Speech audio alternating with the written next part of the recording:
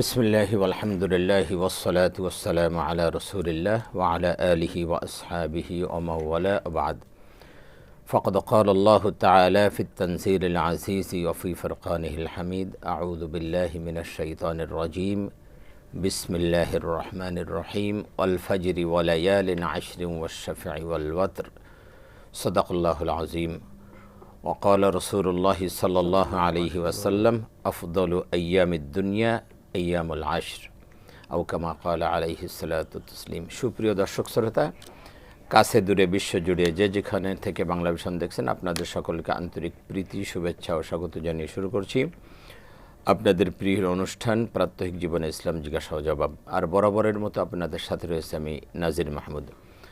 দর্শক, আপনিও চাইলে আমাদের এই লাইভ অনুষ্ঠানে অংশগ্রহণ করতে পারেন। সেজন্য আমাদের এই কলেজে নাম্বারগুলো আছে, সেখানে আপনাকে ফোন করতে হবে। আপনারা অবগত আছেন যে প্রতি বৃহস্পতিবার ঠিক এই সময় আপনাদের সামনে উপস্থিত হই, সমসাময়িক গুরুত্বপূর্ণ জীবন ঘনিষ্ঠ কোনো বিষয় নিয়ে আলোচনা করি এবং আপনাদের প্রশ্নের জবাব দিয়ে থাকি। আজ আমরা তেমন একটি গুরুত্বপূর্ণ বিষয় নিয়ে আলোচনা করব, আর তা হলো জিলহজ মাসের গুরুত্ব এবং ফজিলত। দর্শক, আজকে জিলকদ মাসের 25 তারিখ, আর জিলহজ মাস একদম কাছাকাছি আমরা চলে এসেছি। সুতরাং জিলহজ মাসের আমল এবং জিলহজ মাসের গুরুত্ব ফজিলত এ সম্পর্কে জানাটা আমাদের জন্য খুব জরুরি। সেজন্য আমরা এই বিষয়গুলো নিয়ে আলোচনা করব ইনশাআল্লাহ। এই বিষয়ের উপর আলোচনার জন্য দেশের বরেণ্য দুজন ইসলামী চিন্তাবিদ আমাদের স্টুডিওতে আমন্ত্রিত উপস্থিত হয়েছেন। চলুন তাদের সাথে পরিচিত হই। আমার ডানে রয়েছেন বিশিষ্ট ইসলামী চিন্তাবিদ, শিক্ষাবিদ এবং মিডিয়া ব্যক্তিত্ব হযরত মাওলানা মুফতি আমজাদ হোসেন হিলালি, খতিব বারিধারা বাইতুল আমান জামি মসজিদ, ঢাকা। আসসালামু আলাইকুম ওয়া রাহমাতুল্লাহ। ওয়ালাইকুম আসসালাম ওয়া রাহমাতুল্লাহ। কেমন আছেন? আলহামদুলিল্লাহ, আপনি কেমন আছেন? আলহামদুলিল্লাহ, আল্লাহ তাআলা। আমাদের সাথে আরও রয়েছেন বিশিষ্ট ইসলামী চিন্তাবিদ, শিক্ষাবিদ, গবেষক, লেখক হযরত মাওলানা ডক্টর মোর্শেদ আলম সালিহি, মুহাদ্দিস, দুরবাটি মদিনাতুল উলুম কামিল মাদ্রাসা, গাজীপুর। আসসালামু আলাইকুম ওয়া ওয়ালাইকুম আসসালাম। জি মোহতারাম, কেমন আছেন? আলহামদুলিল্লাহ, আল্লাহ পাক অনেক ভালো রেখেছেন। আপনি কেমন? জি আলহামদুলিল্লাহ, ভালো আছি। আমরা আজকে বেশ গুরুত্বপূর্ণ একটি বিষয় নিয়ে আলোচনা করব এবং এটা বেশ আমলের বিষয়। আমি প্রথমে আমজাদ হোসেন হেলালি আপনার কাছে আসছি যে আমাদের এই যে জিলহজ মাসের গুরুত্ব যদি আপনি বলতেন আল্লাহ পাক এই ব্যাপারে কি। এবং ধন্যবাদ আপনাকে, কারণ আজকে যে বিষয়টি আপনারা কর্তৃপক্ষ নির্ধারণ করেছেন খুবই প্রাসঙ্গিক এবং গুরুত্বপূর্ণ, সময় উপযোগী একটি বিষয়। আপনি আপনার ভূমিকাতে খুতবাতেই যে দিকে ইঙ্গিত করেছেন, পবিত্র কোরআনের আয়াত তেলাওয়াত করেছেন এবং হাদিস পাক পড়েছেন, সেদিকে ইঙ্গিত করে যে ওয়াল ফাজরি ওয়া লায়ালিন আশর ওয়াশ শাফঈ ওয়াল ওয়াতর। আল্লাহ রাব্বুল কারীম মানব জাতিকে বলছেন ফজরের কসম করে। এখানে গুরুত্বপূর্ণ বিষয় আমাদের দর্শক যারা আছেন, যে ফজরের কসম কেন আল্লাহ তাআলা করেছেন, এই সময়ের কসম কেন করেছেন। ফজর বলতে আসলে এই প্রথম 10 তারিখের ফজরকে বলা হয়, পহেলা জিলহজ থেকে নিয়ে একেবারে 10 জিলহজের ফজর পর্যন্ত এই সময়টাকে কিন্তু ফজর বলা হয়েছে। সময়ের কসম করে বলেছেন আল্লাহ রাব্বুল কারীম। কখনো যখন কোনো সময়ের কসম করেন তখন ওই সময়ের গুরুত্ব অনেক অনেক বেশি বেড়ে যায়। আপনি দেখুন, ওয়াল আসরে আল্লাহ তাআলা আসরের কসম খেয়েছেন, ওয়াশ শামসে সূর্য চন্দ্রের কসম খেয়েছেন।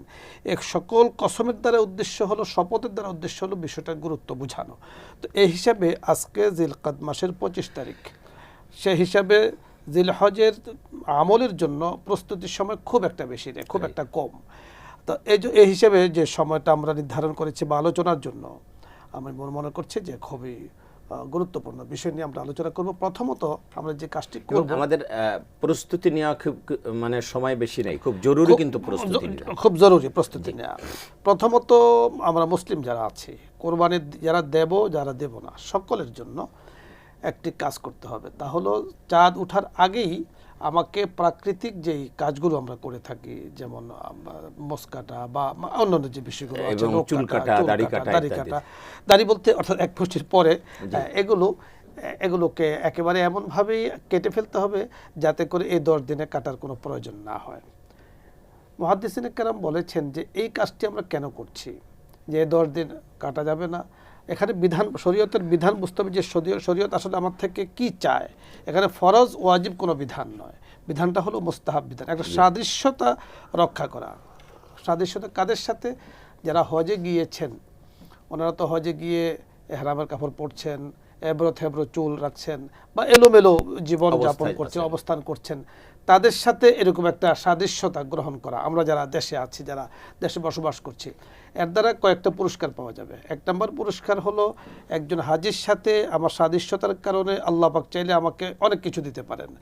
দ্বিতীয়ত হলো যদি কোনো কারণে আল্লাহ তাআলা আমাকে সেখানে না নেন আর আমি সেই নিয়ত করি যে আল্লাহ ওই হাজির সাথে আমি সাদৃশ্যতা গ্রহণ করেছি, তারা যেভাবে সেখানে চলছে এভাবে আমাকে চলার ব্যবস্থা করে দেন, তো আল্লাহ তাআলা চাইলে মৌতের আগে আমাকে হজের ব্যবস্থাও করে দিতে পারেন। তাহলে প্রথমত যে কাজটি আমাদের করতে হবে। দ্বিতীয়ত যে বিষয়টা তা হলো যে এই সময়টা রোজা রাখার ব্যাপারে রাসূল আকরাম সাল্লাল্লাহু আলাইহি ওয়াসাল্লাম অনেক বেশি গুরুত্ব দিয়েছেন। রোজা কতদিন রাখবো? 9 দিন আমি রোজা রাখবো। এবং মাঝখানে একটু যে এই যে যারা কুরবানি করবে তারা যদি চুল দাড়ি নখ না কাটে কয়দিনে তাকে আরেকটা কুরবানির সওয়াব দেওয়া হবে। না, তা তো আছেই। আরেকটা কোরবানি তো এটা তো শরীয়ত একটা সীমা বলে দিয়েছে যে আরেকটা কোরবানির সওয়াব তাকে দেয়া হবে, আবার সাদৃশ্যতা আছে। জি। তৃতীয়ত বিষয় হলো আপনি দেখুন যে পবিত্র কোরআনে 365 দিন বলুন, 366 দিন বলুন, যত দিনে আছে আমরা হিসাবে যত পেয়েছি, বিশেষ করে 10 দিনের কথা একসাথে এই 10 দিনের কথাই কিন্তু উল্লেখ করা হয়েছে। জি। আর কোন রমজানের কথা আলাদাভাবে রমজানের রোজার কারে উল্লেখ করা হয়েছে, ঠিক লাইলাতুল কদরের কথা উল্লেখ করা হয়েছে, কিন্তু এই দিনের 10 এই 10 দিন এইভাবে কিন্তু বলা হয়নি। তো এই হিসাবে যেটা বলতেছিলেন, আমরা যেটা বলতেছিলাম যে কোরবানি এবং রোজা, আমি রোজার কথা বলছিলাম যে এই 10 দিন আমরা রোজা রাখবো, নফল রোজা রাখবো। আমাদের কাছে অনেক সময় লাইভে অথবা বিভিন্নভাবে প্রশ্ন করে যে এই জিলহজের রোজা কয়টা? আসলে জিলহজের রোজা হলো 9টা।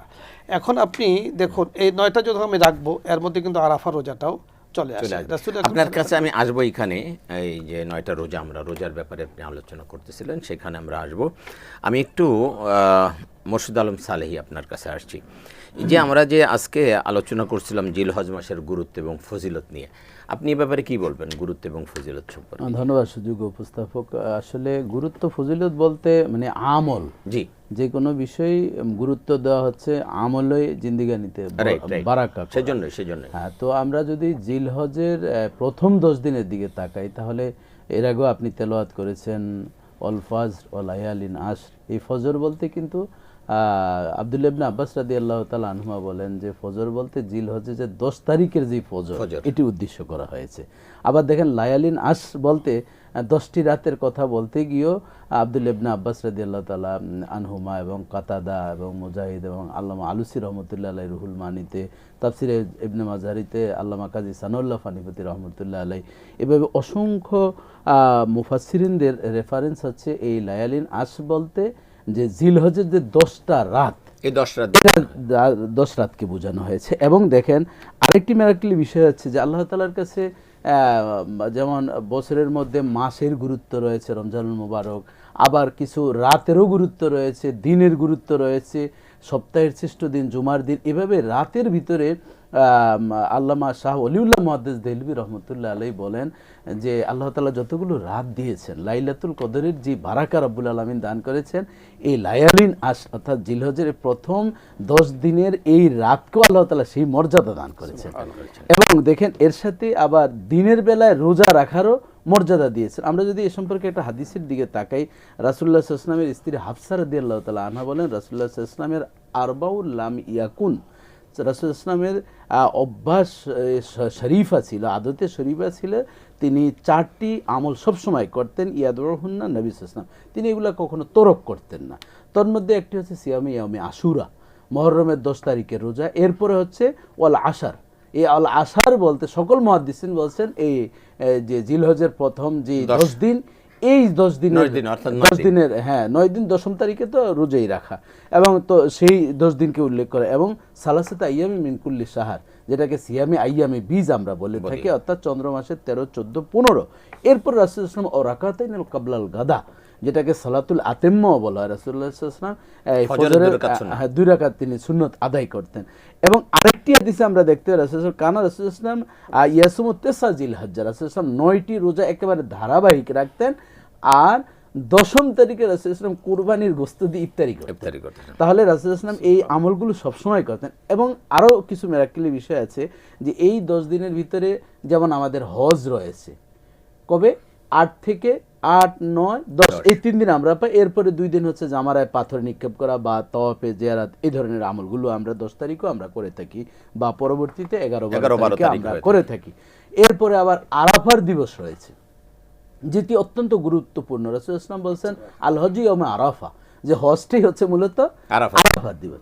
এবং দেখেন রাসূল সাল্লাল্লাহু আলাইহি ওয়াসাল্লাম আরো বলছেন সিয়ামে ইয়াউমে আরাফা আহতাসিবু আলাল্লাহ আইয়ুকাফিরা সানাতাল্লাতি কাবলাহু ওয়া সানাতাল্লাতি বাদাহু, যেটা মুসলিম শরীফে এবং নাসাই শরীফের হাদিসে এসেছে। রাসূল সাল্লাল্লাহু আলাইহি ওয়াসাল্লাম বলেন 9ই জিলহজে যে রোজা রাখবে তার পেছনের 1 বছরের গুনাহ ক্ষমা করবেন এবং পরবর্তী 1 বছরের গুনাহ রব্বুল আলামিন ক্ষমা করে দিবেন। এরপরে দেখেন 10 তারিখে আমরা কুরবানি দিচ্ছি, কুরবানির একটা বড় আমল রয়েছে। এমনি করে আইয়ামে তাশরিক রয়েছে, যেমন আমরা 9 তারিখের ফজর থেকে পরবর্তী আমরা 13 তারিখের আসর পর্যন্ত এই যে আল্লাহু আকবার আল্লাহু আকবার লা ইলাহা ইল্লাল্লাহু আল্লাহু আকবার আল্লাহু আকবার লিল্লাহিল যে আইয়ামে তাশরিকের, এই তাশরিক শব্দের অর্থ হচ্ছে গোশতকে রোদে শুকানো। তারা কিন্তু কুরবানির পরে আরব দেশের মানুষগুলো পরবর্তীতে তারা 3 দিন এই গোশত শুকাইতেন, এই জন্য এটাকে তাশরিক বলা হয়। আর ওইটাকে রাসূল সাল্লাল্লাহু আলাইহি ওয়াসাল্লাম বলেন এই তাশরিকটাকে তোমরা তাকবীরের মাধ্যমে তোমরা আমল করবে। এই জন্য রাসূল সাল্লাল্লাহু আলাইহি ওয়াসাল্লাম আরও আমাদেরকে গুরুত্ব দিয়েছেন যে এই প্রথম 10টা দিন আমাদের বেশি বেশি তাসবিহ পাঠ করা, তাহলিল পাঠ করা, লা ইলাহা ইল্লাল্লাহ, তারপরে সুবহানাল্লাহি বিহামদি, সুবহানাল্লাহিল আযীম, তাহমিদ পাঠ করা, এই আমলগুলো করার কথা বলছেন। এগুলো একসাথে যদি আমরা বলি এভাবে সুবহানাল্লাহ, আলহামদুলিল্লাহ, লা ইলাহা ইল্লাল্লাহু, আল্লাহু আকবার। তারপর আপনি এটা তো বুখারী শরীফের শেষের হাদিস, রাসূল সাল্লাল্লাহু আলাইহি ওয়াসাল্লাম তামলাউ মা বাইনা সামাই ওয়াল আরদ, আসমান জমিনের খালি জায়গা রব্বুল আলামিন নেক দিয়ে পূরণ করে দিবেন। এই জন্য এই আমলগুলো করা। এরপরে দেখেন বেশি বেশি আমরা দান সদকা আমরা করতে পারি, কারণ দান সদকা তো সাদাকাতু তারুদ্দুল বালা, আপনার বিপদ আপদ যা আছে এগুলো রব্বুল আলামিন দূর করে দিবেন। এরপরে দেখেন আমরা তো তওবা অনেক সময় গুনাহ করি, কিন্তু গুনার কারণে অনেক সময় অনুতপ্ত আমরা হই না। অনেকে আছে যে আজকে তো আমি অনেক টাকা, যেমন আমারই এক পরিচিত লোক একদিন বলতেছেন, উনি একটা বড় কোম্পানির বড় একটা পদে আছেন।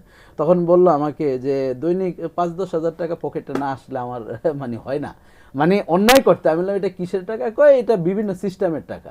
তাই আমি বললাম এই সিস্টেম করে কি হবে? এই সিস্টেমের টাকা তো সিস্টেমে যায়। কয় না এটা আপনি বুঝবেন না। তাই বললাম আমার আল্লাহ তাআলা যাতে বুঝার তৌফিকও না দেন। তাহলে এই যে এই ধরনের পাপ করে আবার কিন্তু এটা নিজের আভিজাত্যতা গৌরব নিচ্ছে। আপনার মনে আছে আমাদের দেশে কোনো এক পাবলিক ইউনিভার্সিটির এক ছেলে আমাদের 100 মা বোনের ইজ্জত নষ্ট করে সে সেঞ্চুরি করেছিল। তৎকালীন ভিসি তাকে আহ্বান করে, বাবা এগুলো পচা কাজ, এগুলো করতে নেই, করতে কি যে তোমরা করো।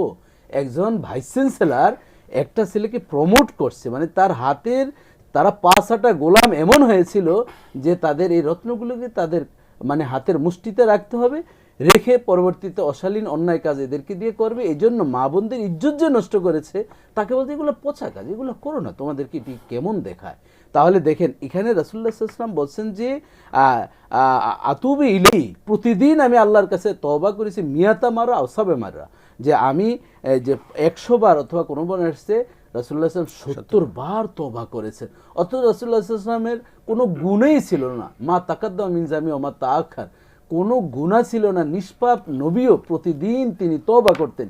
কিন্তু আমাদের এই যে জিলহজ্জের 10 দিন আমাদের আসছে, এখন থেকে যদি আমরা সিয়াম সাধনার একটা প্রিপারেশন নিই এবং আমাদের গুনাহ আমরা করেছি, আমাদের জন্য অনুতপ্ত দিল নেই, আমরা কোরবানি করব। এখন থেকে যদি কোরবানির টাকাটা আমরা আলাদা করি যে আমি হালাল টাকা দিয়ে আমি কোরবানি করব, হারাম টাকা যাতে না থাকে। এখন দেখেন আমরা এই যে লাইভে আছি, অনেকে হয়তো বা প্রশ্ন করবেন, হুজুর আমি শরীকে কোরবানি দিতে চাই, কারো যদি টাকায় সন্দেহ থাকে তাহলে কি আমি করবো? এটা তো স্বাভাবিক নিয়ম।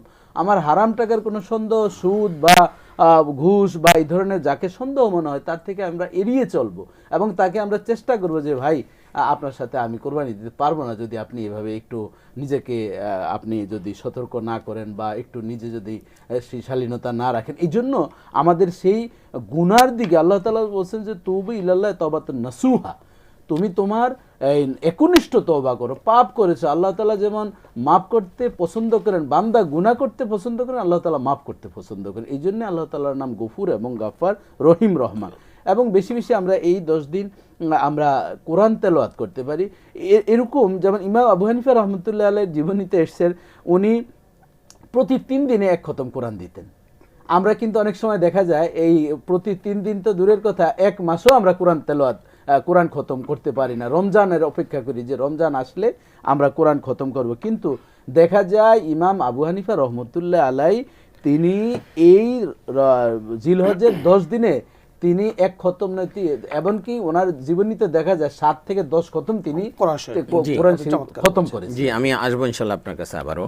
আমি একটু আমজাদ হোসেন হেলালি আপনার কাছে আসছি। আমরা ফজিলতের অনেকগুলো বিষয় আমলের কথা আলোচনা শুনলাম। হয়েছে। আমরা যদি দেখি আল্লাহ রসুল সাল্লাহ সাল্লামের থেকে বেশ কিছু হাদিস রয়েছে এই ফজিলত সম্পর্কে, আরাফা মানে এই 10 দিন, এই 10 দিনের ফজিলত সম্পর্কে। এই 10 দিনের আমলের ব্যাপারে আমাদেরকে আগের থেকে একটা প্রস্তুতি নেওয়া দরকার। যে কোনো কাজ সুসম্পন্ন করতে গেলে যদি আগের থেকে পরিকল্পনা থাকে, প্রস্তুতি থাকে, তাহলে কিন্তু কাজটা সহজ হয়ে যায়। সুন্দর হয়। হুট করেই যদি আপনি একটা কাজ শুরু করেন তাহলে কিন্তু এটা ভালো হবে না। এই জন্য আগের থেকে প্রস্তুতি। আমাদের আজকে 25 তারিখ, এখনও 4-5 দিন সময় আছে। এই জন্য আমাদের একটা পরিকল্পনা থাকা দরকার যে আমরা 9টা রোজা রাখবো, আমরা আমলগুলো করব। এই আমলগুলো যেমন আল্লাহ রাসূল সাল্লাল্লাহু আলাইহি ওয়াসাল্লাম বলছেন, মা মিন আইয়ামিল আমালুস সালিহু ফীহিন্না আহাব্বু ইলাল্লাহি মিন হাযিহিল আইয়ামিল 10। قالوا يا رسول الله ولا الجهاد في سبيل الله؟ قال ولا الجهاد في سبيل الله إلا رجل خرج بنفسه وماله فلم يرجع من ذلك بشيء।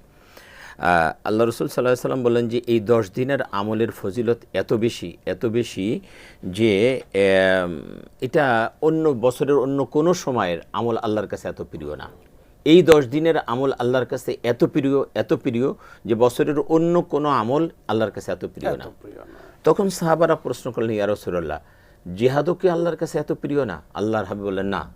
দেখেন, জিহাদ যেটা আল্লাহর রাস্তায় লড়াই করতে যাচ্ছে মানুষ, বলতেছে যে জিহাদও আল্লাহর কাছে এত প্রিয় না। আপনি এই সময় এই 10 দিনে ছোট্ট আমল করবেন, নফল নামাজ পড়তেছেন, নফল রোজা রাখতেছেন, এটা জিহাদের চেয়েও বেশি প্রিয় আল্লাহর কাছে। আপনি কোরআন তেলাওয়াত করতেছেন, দুরূদ পড়তেছেন, ইস্তিগফার পড়তেছেন, এগুলি আল্লাহর কাছে জিহাদের চেয়েও বেশি প্রিয় হয়ে যাবে। এটা হাদিসের কথা, সহিহ হাদিস। তখন আল্লাহ বললেন, না, জিহাদের চেয়েও এটা বেশি প্রিয়। তবে যে ব্যক্তি জিহাদে গেল জান এবং মাল নিয়ে, অনেক লক্ষ টাকা নিয়ে বা নিজের জান নিয়ে সে জিহাদে চলে গেল, হ্যাঁ, তো এই অবস্থায় গেল, সে আর ফিরে আসে নাই, অর্থাৎ সে শহীদ হয়ে গিয়েছে, টাকা পয়সাও খরচ করেছে, নিজের জানটাও উজাড় করে দিয়ে শহীদ হয়ে গেছে, তার ফজিলত আবার ভিন্ন। তো এই জায়গাটাকে আপনি কি বলবেন? আমি একটা ফোন নিয়ে আপনার কাছে আসবো। জি দর্শক, আসসালামু আলাইকুম। ওয়ালাইকুম আসসালাম। জি, কে বলছেন, কোত্থেকে বলছেন? জি ফিরোজ ভাই, আপনার প্রশ্ন। হুজুর, আমি ধানমন্ডি থেকে বলছি। হুজুর, আমি বলছিলাম, কোন আলেম বলেন বুখারী শরীফের একটা হাদিস উল্লেখ করে, কেউ যদি 99টি মানুষ খুন করে এরপরে আল্লাহ ক্ষমা করে দেন। হুজুর, আবার কোন আলেম বলেন এইটা অতীতের নবীদের ঘটনা, আমাদের নবীদের ঘটনা না, সুতরাং এখন কেউ যদি মানুষ খুন করে তাকে শাস্তি পেতেই হবে অথবা উপযুক্ত ক্ষতিপূরণ দিতে হবে। এই ব্যাপারে একটু বুঝিয়ে বলবেন? অনেক ধন্যবাদ। জি, আপনি লাইনে থাকুন। আমাদের ফিরোজ ভাই আমাদের নিয়মিত একজন দর্শক, উনি ফোন করেছেন, কেউ যদি 99টি মানুষও খুন করে তো আল্লাহ চাইলে তাকে ক্ষমা করে দিতে পারেন। পক্ষান্তরে আমরা বুঝতে পেরেছি ওনার যে প্রশ্ন। বুখারী শরীফের মধ্যে এই রাওয়ায়াতটি আছে, বনী ইসরাইলের সে এক ঐতিহাসিক ঘটনা। প্রথমত যে বিষয়টি আমরা বলবো যে এটা হলো আল্লাহ পাক যে একজন ক্ষমাশীল, ক্ষমা করে দিতে পারেন, তার একটা উদাহরণ কিন্তু এখানে টেনেছেন। এবং আল্লাহ যে অনেক বড় ক্ষমাশীল তার একটা উদাহরণ টেনেছেন। এখানে আসলে আমাদের যে ভাই প্রশ্ন করেছেন, ফিরোজ ভাই, এখানে মানে হত্যা করার পরে আল্লাহ তাআলা ক্ষমা করবেন, এই জন্য হত্যার প্রতি উদ্বুদ্ধ করা হয়েছে আল্লাহ মাফ করেন, বিষয়টি কিন্তু আসলে এরকম না, রাইট। আগের জামানার বিষয়। আমাদের উম্মতে মুহাম্মদী রাসূল আকরাম সাল্লাল্লাহু আলাইহি ওয়াসাল্লামের আগমনের পরে হত্যা সম্পূর্ণরূপে হারাম, গর্হিত, নিন্দনীয়, বর্জনীয় একটি কাজ, এতে কোনো সন্দেহ নেই। শুধু হত্যা নয়, বরং বলা হয়েছে যে মানে কারো অঙ্গহানি হয়, কারো অঙ্গচ্ছেদ হয় বা অপরাধমূলক এই ধরনের কোনো কাজে উদ্যোগী হয়, সেটাও কিন্তু হারাম। শুধু তাই না, বলা হয়েছে যে কেউ যদি একজন মানুষকে অন্যায়ভাবে হত্যা করে সেজন্য পুরো মানব জাতিকে, একজন মানুষকে হত্যা করা মানে পুরো মানব জাতিকে হত্যা। নিঃসন্দেহে লম্বা চড়া আলোচনা সেখানে আছে। একটা ঘটনার পরিপ্রেক্ষিতে কিন্তু এই হাদিসটি বুখারী শরীফের মধ্যে ইমাম বুখারী রাহমাতুল্লাহ আলাইহি উল্লেখ করেছেন, রাসূল আকরাম সাল্লাল্লাহু আলাইহি ওয়াসাল্লামও সেই হাদিসটি বলেছেন। সুতরাং ওই জমানার ঘটনাকে টেনে বর্তমান জমানায় আপনি সেটাকে ওসোয়া বা নমুনা হিসাবে পেশ করবেন, এটার কোনো অনুমোদন নেই। দ্বিতীয়ত হলো যে দেখুন আল্লাহ রাব্বুল কারীম এখানে এই লোকটাকে যে ক্ষমা করেছেন, কারণ এই লোকটাকে একজন লোক ভুল আশ্বাস দিয়েছিল। সে বলেছিল যে ক্ষমার কোনো রাস্তা নেই, তুমি এত বড় অপরাধ করেছো, ওই জমানার একজন। তখন নবী বলেছেন যে অপরাধ আছে, তবে তুমি আল্লাহ তাআলার কাছে ক্ষমা চাও। কিন্তু ক্ষমা চাই মানে সেখানে ফেরেশতাদের কথোপকথন হয়েছে, লম্বা আলোচনা আছে। আমার সারাংশ যে বিষয়টি আমরা বলতে চাই যে বর্তমান জমানায় ইন্নান নাফসাল মানে কি বলে মানুষ হত্যা করা অথবা করা যত বড় কবিরা গুনাহ, আকবারুল কাবায়ের, তার মধ্যে হলো কতলুন নফস, মানুষকে হত্যা করা। শিরকের পরেই শিরকের পরে মানুষকে হত্যা করা সবচেয়ে বড় অপরাধ, বড় গুনাহ, এবং এটা হক্কুল ইবাদার অন্তর্ভুক্ত। হক্কুল ইবাদা আমরা বলতে বুঝি যে হক্কুল ইবাদা যে পর্যন্ত মানুষ ক্ষমা না করে পর্যন্ত আল্লাহ পাক ক্ষমা করেন না, হক্কুল ইবাদা নষ্ট হচ্ছে। এবং আপনি বড় চমৎকার একটি বিষয় বলেছেন, আল্লাহ রাসূলের হাদিসের এবং পবিত্র কোরআনও আছে এই বিষয়গুলো, যে একজন মানুষকে হত্যা করার পর একটা জাতিকে ধ্বংস করে দেয়া। তো এই জন্য এটা উম্মতে মুহাম্মাদের শরীয়তের মধ্যে সম্পূর্ণরূপে নিষেধ, সম্পূর্ণরূপে হারাম। সুতরাং এটাকে উদাহরণ টেনে অন্য মানে কোনো অপরাধমূলক কাজ কিন্তু করা যাবে না। আমাদের মুহতারাম একটি বিষয়, শুধু তাই না, কোরআনে বলা হয়েছে ওমান কাতালা মুমিনান মুতাআম্মিদান ফাজাসাউহু জাহান্নাম খালিদান ফিহা ওয়া গাদিবাল্লাহু আলাইহি ওয়া লাআনাহু ওয়া আ'আদ্দা লাহু আযাবান।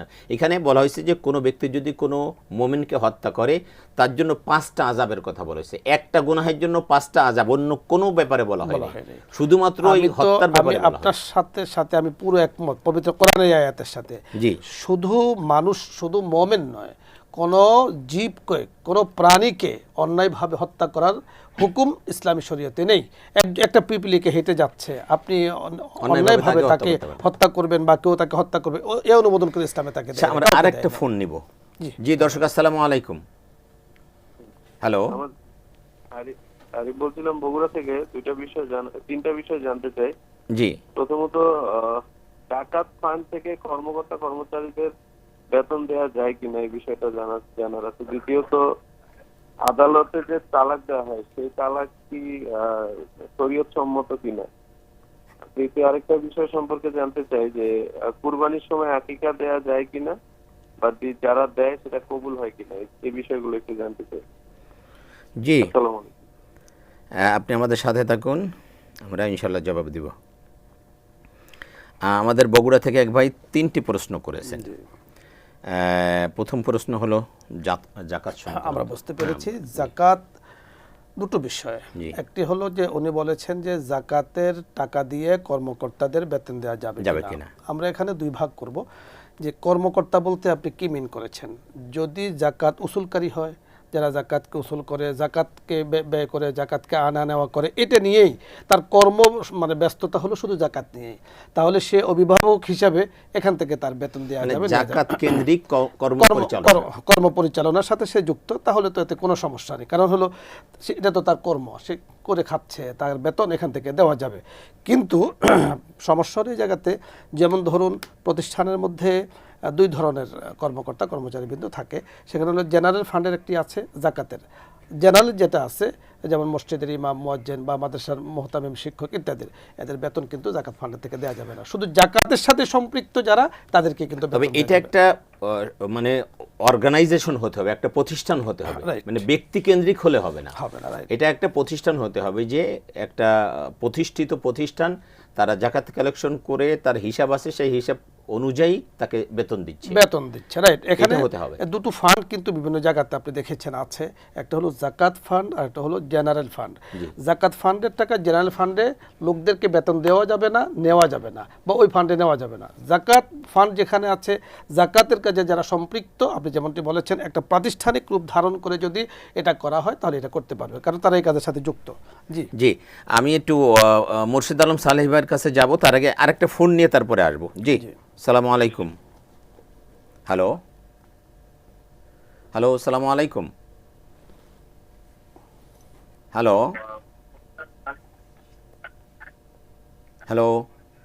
একটু জোরে কথা বলেন, আমরা শুনতে পাচ্ছি না। আসসালামু আলাইকুম। ওয়ালাইকুম আসসালাম। যে কে বলছেন, কোত্থেকে বলছেন?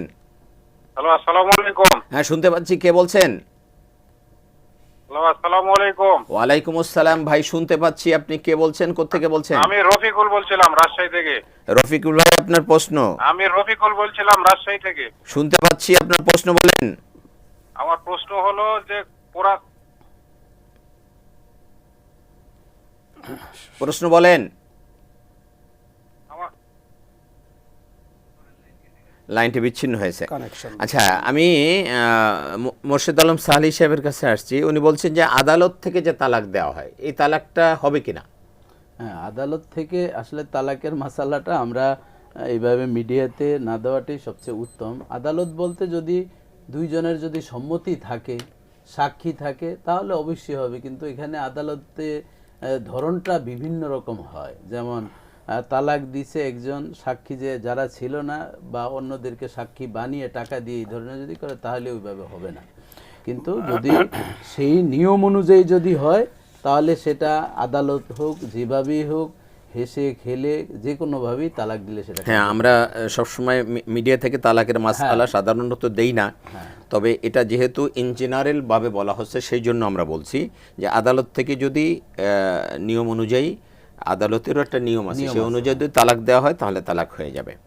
তিনি আরেকটা প্রশ্ন করেছেন, কোরবানি এবং আকিকা একসাথে যাওয়া যাবে? হ্যাঁ, অবশ্যই দেওয়া যাবে, তবে আগে কোরবানিতে তার অংশ থাকতে হবে। এর পরবর্তীতে স্বাভাবিকভাবে ছেলে হলে 2 নাম, মেয়ে হলে 1 নাম দেওয়া যাবে। এটা আকিকা করা যাবে, কোরবানি এবং আকিকা একসাথে দেওয়া যাবে, কারণ কোরবানি এবং আকিকার মাসআলা একই ধরনের। হ্যাঁ, যার কারণে সুযোগ আছে। হ্যাঁ, যার কারণে এটা করা যাবে। জি, আমি মাওলানা আমজাদ হোসেন হেলালি আপনার কাছে আসছি। আমাদের মূল আলোচনায় আসছি যে জিলহজ মাসের গুরুত্ব এবং ফজিলত। মনে আছে আপনি যে বিষয়টি বলছিলেন, আপনি একটি বিষয় বলেছেন যে রাসূল আকরাম সাল্লাল্লাহু আলাইহি ওয়াসাল্লাম এই 10 দিনের ইবাদতকে ক্ষেত্র বিশেষ, এই কথাটি আমাদের মনে রাখতে হবে যে ক্ষেত্র বিশেষ প্রয়োজন বেদে ব্যক্তি বিশেষে রাসূল এই কথাটি বলেছেন যে আফজালুল ইবাদা মিনাল জিহাদ, জিহাদ থেকেও এই সময় উত্তম। কারণ রাসূল সাল্লাল্লাহু আলাইহি সাল্লাম এক সময় হযরত আয়েশা সিদ্দিকা রাদিয়াল্লাহু তাআলা আনহাকে হজের ব্যাপারে বলেছিলেন যে তোমার জন্য হজ উত্তম জিহাদ থেকে। ব্যক্তি বিশেষের ক্ষেত্রে আসলে রাসূল একথা বলেছেন। কারণ এছাড়া আপনি যদি আমভাবে দেখেন তাহলে জিহাদ তো অনেক বড় ইবাদত, অনেক বড় ফজিলত এবং ইসলামের অত্যন্ত গুরুত্বপূর্ণ একটা অধ্যায় কিন্তু জিহাদ। তো জিলহজের যে প্রথম 10 দিনের যে ইবাদা, এটাকে আসলে ফজিলতের ক্ষেত্রে অনেক ফজিলত দেয়া হয়েছে। এটা হলো ক্ষেত্র বিশেষে, ব্যক্তি বিশেষে বলেছেন, কিন্তু জিহাদটাকে আমরা অনেক উপরে রাখছি এবং শরীয়ত যেমন রেখেছেন। দ্বিতীয় বিষয় হলো যে এই যে এই 10 দিন, আমি কয়েকটা বিষয় এখানে আপনার মাধ্যমে আমাদের দর্শকদের জন্য আলোকপাত করতে চাই। একটি হলো যে আরাফার দিনের যে রোজা নিয়ে আমাদের মাঝে অনেক আলোচনা হয়, কারণ আরাফার দিনটাও কিন্তু এই 10 দিনেরই অন্তর্ভুক্ত। 9 তারিখে মানে আরাফার দিনে রাখবো নাকি 9 তারিখে? 9 তারিখে রাখবো। দেখো ওইখানে যেদিন আরাফা সেদিন আমাদের দেশে 8 তারিখ।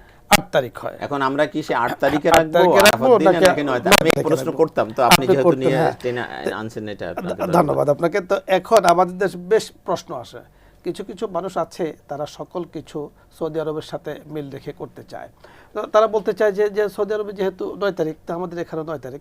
আসলে তাদের এই ধরনের কথাবার্তা, এটা হচ্ছে আরো বড় যে বিষয়টা সামনে নিয়ে আসে যে রাসূল সাল্লাল্লাহু আলাইহি ওয়াসাল্লাম যেহেতু আরাফার কথা উল্লেখ করেছেন, ইয়াউমু আরাফা, সুতরাং আমরা আরাফার দিনেই রাখবো, এই ধরনের কথা বলে থাকি। রাসূল সাল্লাল্লাহু আলাইহি ওয়াসাল্লাম ইয়াউমু আরাফা বলেছেন,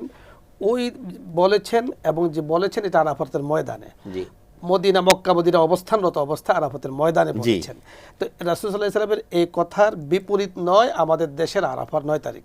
কারণ আপনি দেখেন সারা বিশ্বের যে ভৌগোলিক অবস্থানের কারণে মানে উঠা নামার সময়ের তারতম্য এটা হয়। এটা রাসূল সাল্লাল্লাহু আলাইহি ওয়াসাল্লামের এই কথার বিপরীত নয় বা মুনাফি নয়। কারণ হলো রাসূল সাল্লাল্লাহু আলাইহি ওয়াসাল্লাম বলেছেন মানে সিয়াম ইয়াউমে আরাফা, আরাফাতের দিনের রোজা। তো আমি যে দেশে বাস করছি, এ দেশে আমি নামাজ পড়ছি আমার দেশ হিসেবে, আমি রোজা রাখছি আমার দেশ হিসাবে, আমি ঘুমাচ্ছি আমার দেশ হিসাবে, আমি দিন যাপন করছি আমার দেশ হিসাবে, চাকরি করছি আমার দেশ হিসাবে।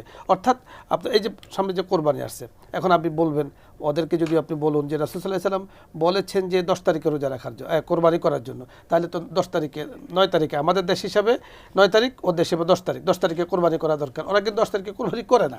তাহলে বোঝা গেল যে যেই দেশে আমি বসবাস করছি, এই দেশের আবহাওয়া, এই দেশের নিয়ম নীতি, এই দেশের কালচার আমাকে মেনে চলা, এটা শরীয়ত। আমি আপনার এই বিষয়ের সাথে আলোচনা করবো ইনশাআল্লাহ। একটা ফোন নিয়ে আসবো। জি দর্শক, আসসালামু আলাইকুম।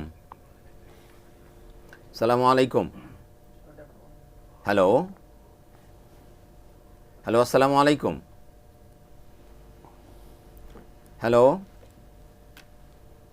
ওয়ালাইকুম আসসালাম। আমি রফিকুল বলছিলাম রাজশাহী থেকে। জি, আপনার প্রশ্ন রফিক আমার ভাই। প্রশ্ন হলো, আমি শুনেছি যে কোরআন পড়ার সময় ওযু প্রয়োজন হয় না, এটা কতটুকু যুক্তিযুক্ত আমি একটু জানতে চাই। রফিকুল ভাই রাজশাহী থেকে প্রশ্ন করেছেন যে কোরআন পড়ার সময় অজু প্রয়োজন হয় না, এই ব্যাপারটা উনি শুনেছেন, এটা কতটা? জি, উনি শুনেছেন, আমি বলবো মানে আংশিক সঠিক আংশিক বেঠিক। ওনার এই কথাটাকে আমি এভাবে নেব যে অজু ছাড়া, অজু দুই ধরনের, একটা হলো হদাসে আকবর, একটা হদাসে আসগর, অর্থাৎ ছোট যেটা আপনাকে পায়খানা পেশাব আমরা করে থাকি। তো এটা যদি হয়, এমত অবস্থায় অজুকে কোরআনকে স্পর্শ করা ছাড়া উনি মুখস্থ কোরআন তেলাওয়াত করতে পারেন, স্পর্শ করতে পারবেন না, মুখস্থ পড়তে পারবেন। কিন্তু হদসে আকবর যদি গোসল ফরজ হয় ওনারে, তখন উনি আসলে গোসল ছাড়া কোরআন তেলাওয়াত করতে পারবেন না, এই একটা বিষয়। দ্বিতীয় বিষয় হলো পবিত্র কোরআনে কি বলা হয়েছে, লা ইয়ামাসসুহু ইল্লাল মুতাহহারুন। এই কথাটা যদি আমরা ভালোভাবে বুঝি তাহলে কোনো প্রশ্ন থাকবে না। বলা হয়েছে যে কোরআনকে স্পর্শ করবে না অজু ছাড়া। তাহলে কোরআনকে স্পর্শ করতে হলে পবিত্রতা ছাড়া, কোরআনকে স্পর্শ করতে হলে, পড়তে হলে, দেখে পড়তে হলে অবশ্যই তাকে অজু লাগবে। অজু ছাড়া কিন্তু তখন মানে দেখে স্পর্শ করে অজু ছাড়া পড়া যাবে না। হলো এই জন্য বললাম যে রফিক ভাই যে প্রশ্নটি করেছেন আংশিক সঠিক আংশিক বেঠিক বুঝার একটা বেশ কবার কিছু জন্য। হ্যাঁ, আমরা মুখস্থ পড়তে পারবো অজু ছাড়া। আর একটা বিষয় হলো যে এটা আল্লাহর কালাম, কোরআন কিন্তু আল্লাহর কালাম, যেটা আমরা বলি মানে আল্লাহর কথা, এটা অন্য কিছু না। একটা কথা মনে রাখতে হবে যে আমরা যা কিছু দেখি, আসমান, জমিন, লৌহ কলম, আরশ, কুরসি, চন্দ্র, সূর্য, সব আল্লাহর সৃষ্টি। এই কোরআন আল্লাহর সৃষ্টি না, এটা আল্লাহর কথা, আল্লাহর অস্তিত্বের সাথে মিশে আছে, আল্লাহর কথা। এটা আল্লাহ যেমন সৃষ্টি নয়, আল্লাহর কথাও সৃষ্টি নয়, এটা আল্লাহর কালাম। এই জন্য এর মর্যাদা হলো সবার উপরে। এই জন্য আমরা এর মর্যাদার দিকে তাকিয়ে আমরা যখনই এটা করব, মানে অজু ছাড়া তো এটা স্পর্শ করার কোনো প্রশ্নই আসে না, অজু ছাড়া এটা স্পর্শ করা যাবে না। আর যেটা বলছে যে আমরা মুখস্থ এটা পড়তে পারবো, তবে সেক্ষেত্রেও অজু থাকা ভালো। আমরা এই ব্যাপারগুলো ইনশাল্লাহ সামনে রেখে কোরআন তেলাওয়াত করব। যেটা আপনি বলছিলেন আমাদের জিলহজ মাসের গুরুত্ব, একটি বিষয় তো আমরা আলোচনা করলাম। তৃতীয় বিষয় হলো যে তাকবীরে তাশরিকের যে বিষয়টি এসছে, আমাদের ডক্টর মুর্শিদ আলম সালেহী সাহেব বলেছেন যে তাকবীরে তাশরিকটাকে কেন আমাদের পড়তে হবে, এবং 13ই জিলহজ ফজর থেকে দিয়ে একবারে 9 জিলহজ ফজর থেকে দিয়ে 13ই জিলহজ আসর পর্যন্ত, অর্থাৎ 23 পড়তে হবে, 23 ওয়াক্ত নামাজ আসরও পড়তে হবে। 23 ওয়াক্ত নামাজে ফরজের পরে এটাকে পড়তে হবে, ওয়াজিব, একবার পড়তে হবে। তাও ওয়াজিব করা হয়েছে। কেন ওয়াজিব করা হয়েছে? ইতিহাস ভিন্ন, অনেক লম্বা চড়ে ইতিহাস আছে, স্মৃতি বিজড়িত। সে হযরত ইব্রাহিম আলাইহিস সালাম, ইসমাঈল আলাইহিস সালামের যে ত্যাগ কুরবানির, এটা আল্লাহ তাআলা পছন্দ করেছেন এবং তিনি ঘোষণা দিয়েছেন কাযালিকা নাজিজিল মুহসিনিন। এইভাবে আল্লাহ তাআলা এটাকে কিয়ামত পর্যন্ত, শুধু হজে যারা যাবেন, যারা কুরবানি করবেন, যারা মুসলিম, সকলের জন্য কিন্তু এটা ওয়াজিব একটা আমল, নারী পুরুষ সবাই। সুতরাং এই আমলটা আমাদের করতে হবে। একটু যদি বলে দেন, মেয়েরা আসতে পড়বে, মেয়েরা আসতে পড়বে ঘরের মধ্যে আসতে পড়বে, আর পুরুষেরা মসজিদে পড়বে। একটু আওয়াজ, আমি এখানে একটু মাসআলা অ্যাড করতে চাই। তাহলে অনেক সময় মসজিদে দেখা যায় জামাতে নামাজের সময় ইমাম সাহেব যিনি আছেন উনি হয়তো বা ভুলে গিয়েছেন, তো নামাজের পরে দেখা যায় আপনি কমিটির পাওয়ারফুল বা আমি পাওয়ারফুল ব্যক্তি, আমি ইমাম সাহেবকে বললাম, ইমাম সাহেব আপনি মনে করে যে আপনি পড়লেন না, এটা বাদ পড়ে গেল। এখানে এই বিষয়টি মনে রাখতে হবে, এই আমলটা করা ইমাম সাহেবের দায়িত্ব না, এটা ব্যক্তিগত আমল সকলের। উনি যদি ভুলে যান, যে কোনো মুসল্লি জোরে পড়লে কিন্তু অন্যদের সবার জন্য। এটা নিয়ে ইমাম সাহেবের সাথে বাকবিতণ্ডা করা বা ওনাকে প্রেসার ফোর্স করা, এটা কিন্তু একেবারে অনুচিত, একেবারে নাজায়েজ। ইবাদতের ক্ষেত্রে এটা করা যাবে না। আরেকটি বিষয় আমাদের মোহতারাম ডক্টর মোসরাম সালেহ সাহেব বলেছেন যে তওবার গুরুত্ব। এই 10 দিনে আমরা বলবো বেশি বেশি তওবা করা।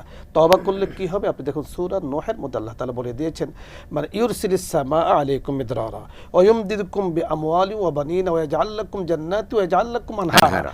তওবা করতে হবে, ঠিক আমি বলবো যে এখন থেকে যেমন আমরা করব, ঠিক এই 10 দিন খুব বেশি করে করব। পুরস্কার কি? আল্লাহ তাআলা বলে দিয়েছেন যে আল্লাহ তাআলা আমাদেরকে একেবারে মুষল ধারে বৃষ্টির মতো রহমত আল্লাহ তাআলা দান করবেন। ইউরসিলিস সামা আলাইকুম মিদরারা, আমাদের উপরে, তোমাদের উপরে আল্লাহ তাআলা এইভাবে দান করবেন।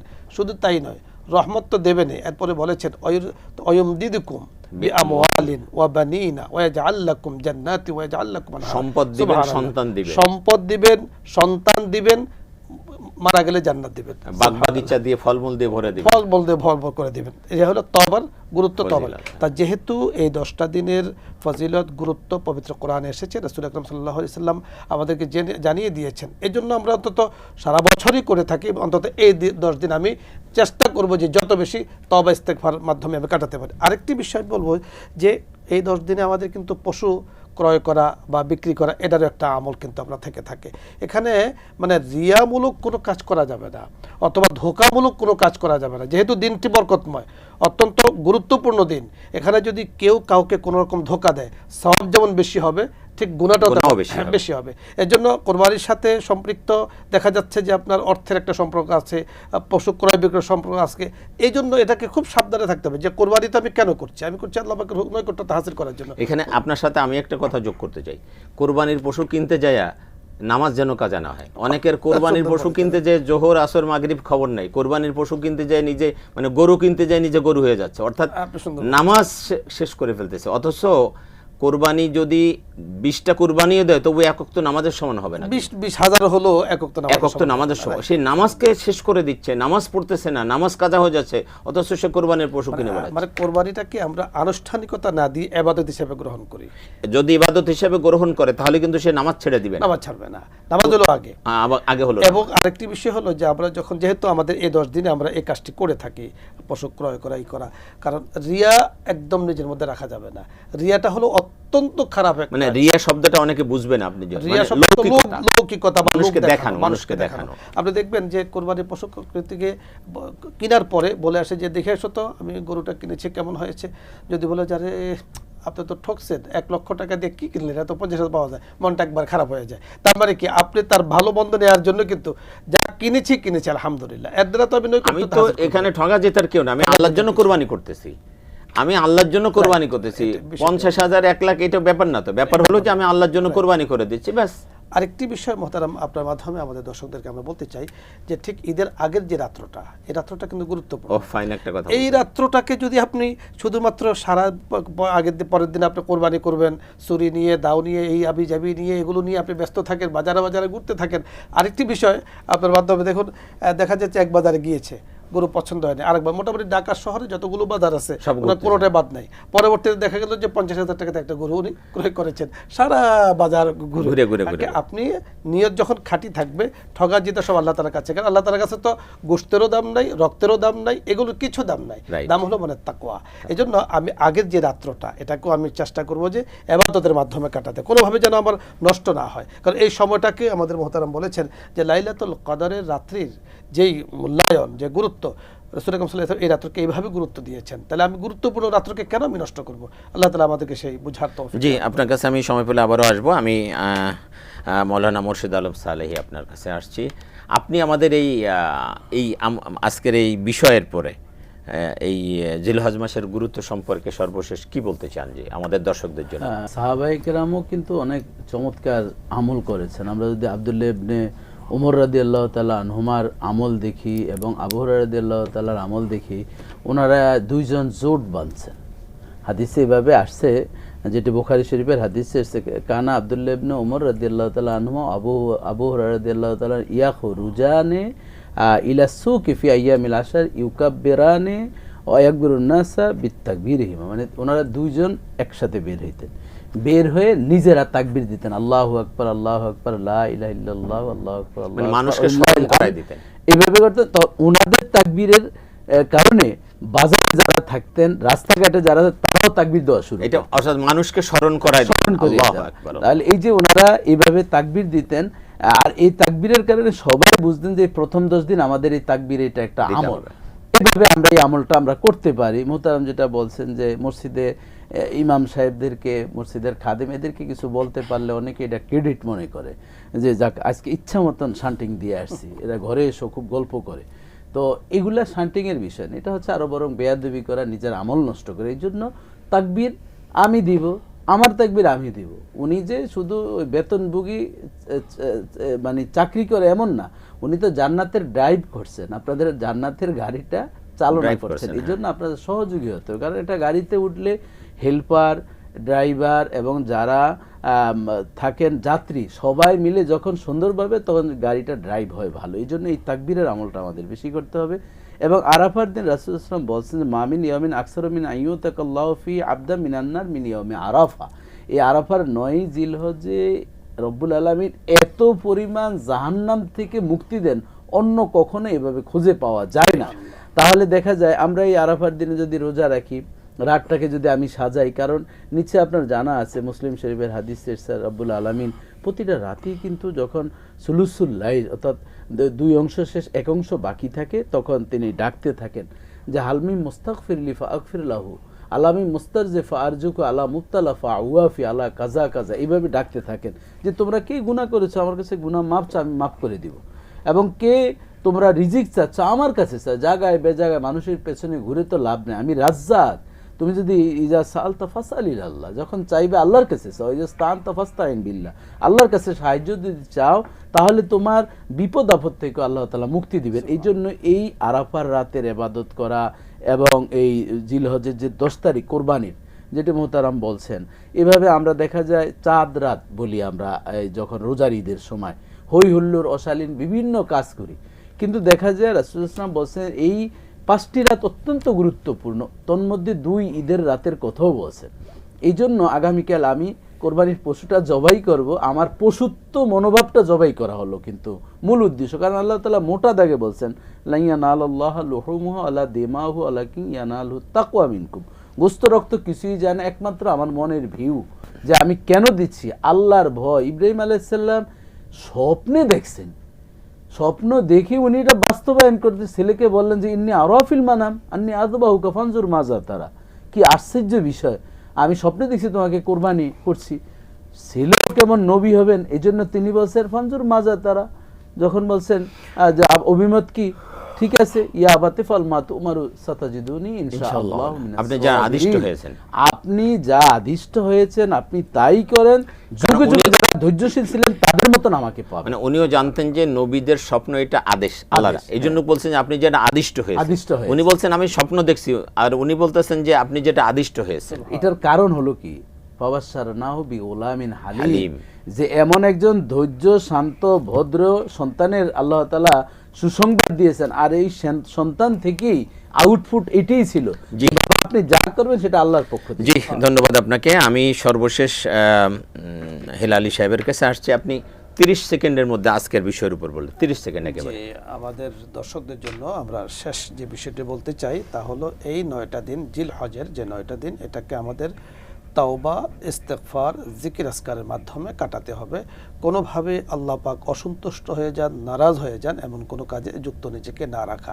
শুধু তাই নয়, নিজে যেমন করব ঠিক অপরকে আমি করতে বলবো, অর্থাৎ আমি আদেশসূচক যে কাজগুলো আছে সেগুলো করব, আর মানহিয়াত অর্থাৎ নিষিদ্ধ যে কাজগুলো আছে এগুলো থেকে বিরত রাখবো। জি, আপনাদের উভয়কে অনেক অনেক ধন্যবাদ। প্রিয় দর্শক, আমরা অনুষ্ঠানের একেবারেই শেষ প্রান্তে চলে এসেছি। আমরা এতক্ষণ যেটা শুনতে পেলাম সেটা হলো এই জিলহজ মাসের এই 10 দিন, প্রথম 10 দিন, এটা অত্যন্ত ইবাদতের সময়, ইবাদতের মৌসুম। একেবারে রমজানের পরে সবচেয়ে বেশি ইবাদত এই সময় আল্লাহ রসুল করতেন, সাহাবারা করতেন। সুতরাং আসুন আমরাও ইবাদতের জন্য প্রস্তুতি নিই। আর মাত্র 4-5 দিন সময় আছে, যদি 29-এ হয় তাহলে আর 4 দিন সময় পাবো।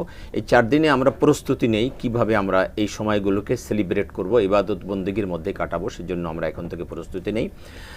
সম্ভব হলে আমরা একেবারে 1 তারিখ থেকে 9 তারিখ পর্যন্ত 9টা রোজা রাখবো, আর 10 তারিখ তো কুরবানি, সেদিন আমরা রোজা রাখতে পারবো না। তবে আল্লাহর হাবিবের সুন্নাহ হলো সকাল থেকে একদম রোজা রেখে কোরবানির পশু দিয়ে তিনি কি করতেন, প্রথম খাবার খেতেন।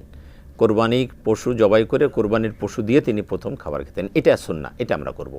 তাহলে এই কয়দিন আমরা করব। আর যেটা বলা হয়েছে হাদিসে, তাকবীর বলা, তাহলিল বলা এবং তাহমিদ বলা, আমরা এইভাবে করতে পারি, সুবহানাল্লাহি ওয়াল হামদুলিল্লাহি লা ইলাহা ইল্লাল্লাহু আল্লাহু আকবার, একসাথে সবগুলো হয়ে যাবে। আমরা এই তাসবিহগুলো বেশি বেশি পড়ব, রোজা রাখবো। আর ফরজ যে ইবাদত আছে এটা তো ছেড়ে দেওয়ার কোনো সুযোগ নাই, এগুলো আমরা আদায় করব।